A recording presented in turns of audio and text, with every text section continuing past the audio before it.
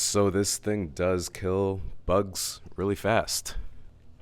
And Florida does have a lot of bugs. All right, that should be good.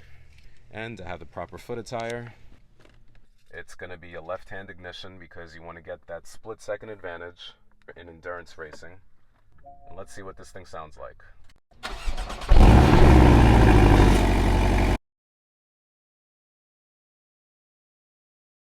All right, the car is on. You could hear the sound behind me.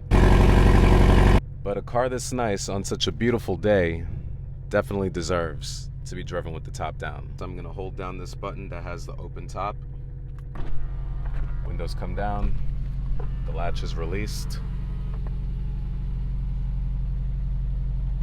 That literally took 3 seconds.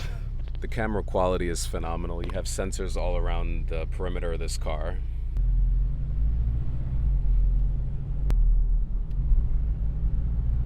Today's a great day because I am in a Porsche 718 Boxster. In 1.3 miles, turn right. So yeah, this is the chariot for my South Florida adventures this week. And it is a phenomenal sports car. It's the perfect size with the perfect dimensions. It has everything that you ask it to do. And I'll do this video a little bit later, but I will give a more thorough explanation of why this is the perfect sports car with just the right amount of power. And this is a base model. It does everything perfectly.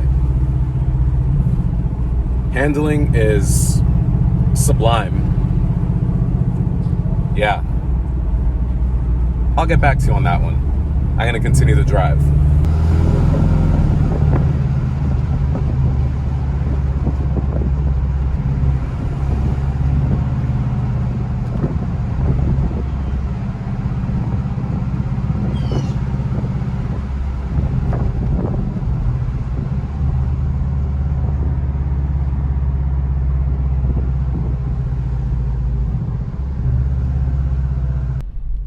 This mid-engine platform, visibility all around you is excellent.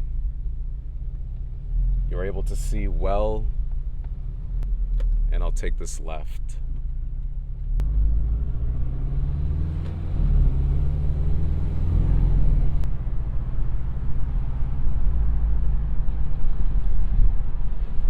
This is the perfect Florida car for perfect Florida weather. And in the event that you do get caught in the rain, the perfect thing is just putting the top up and you're all set.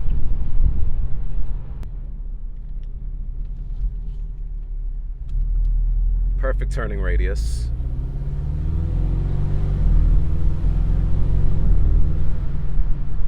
Yeah, if you don't mind that flat 4 Subaru like burble, this really is the best sports car that you could buy.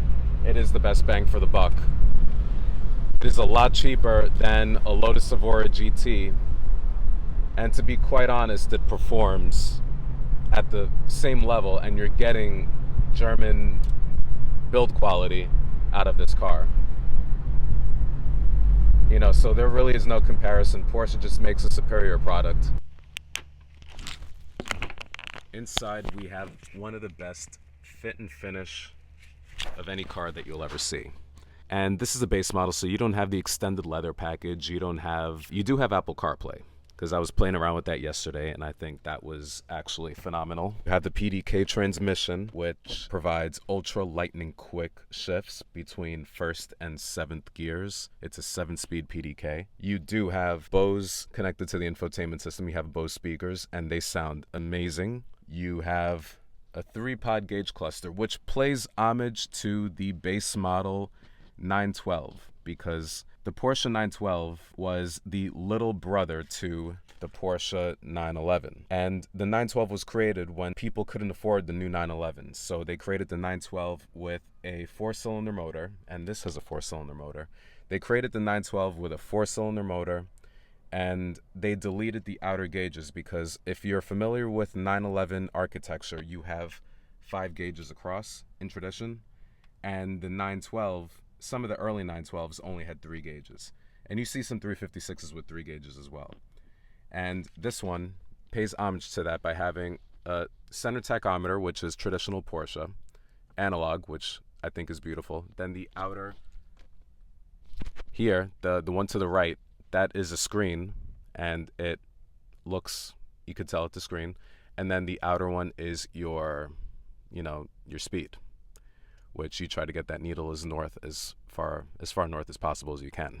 You could do your shifting either at the wheel, or you could do your shifting here if you have it in sport mode and you bring it down and push it to your left, where you go up gears down and you go down gears 1.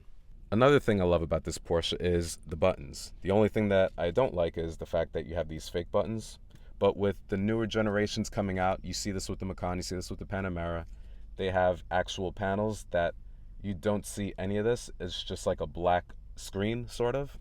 And the buttons are like beneath that screen, so you feel the resistance there. But to be honest with you, I really like this slanting down center console. It's like very tight finishes, very tight lines, very good quality.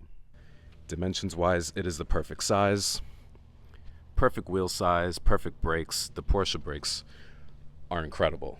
I mean, they come to a screeching halt really, really quickly, and there's nothing that I don't love about this car. The only concerns that I have are, if I have this car long term, how do I service the car? Because I could look at a classic Porsche 911, I could just lift the rear lid where the whale tail sits, and the air-cooled motor is right there. I'm able to change the oil myself. I'm able to do a lot of things myself. And the things that I don't know, I just ask questions and I get answers immediately. With this, it seems like it's a complicated ordeal where only a dealership has the capacity to do this oil change. Thankfully, this is a very reliable car, but if it ages in time, I do wonder what those things are going to look like moving into like 10-year ownership, 30-year ownership. The Boxster, the early Boxsters, seem to still be on the road, because I saw a beautiful yellow Boxster down in Miami yesterday, and I'm like, okay, all right, the thing is working. Let's hope for another 20 years of success, because the first-gen Boxster was a success. And this entry-level Porsche is a beautiful car. I mean, dimensions-wise, it is absolutely perfect.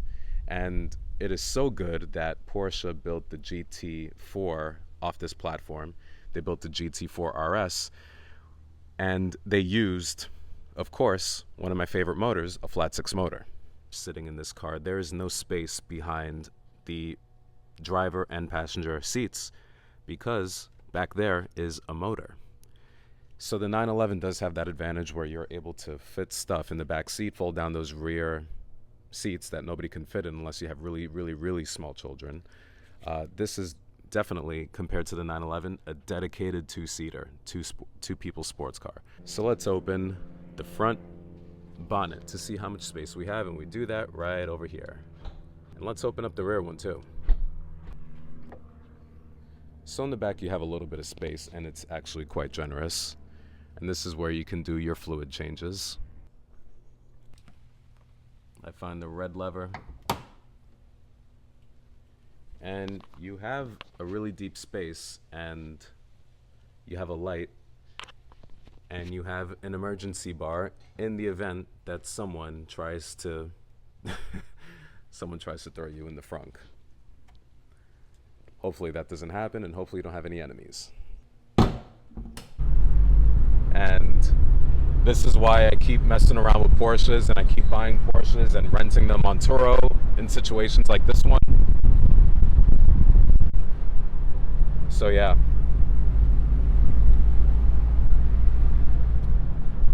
This is one of the best sports cars I've ever driven. When you sum up all the things that it does really well, just being this level of fit and finish, and I'm simply cruising right now. And this is one of the best sports cars that I've ever driven in my life.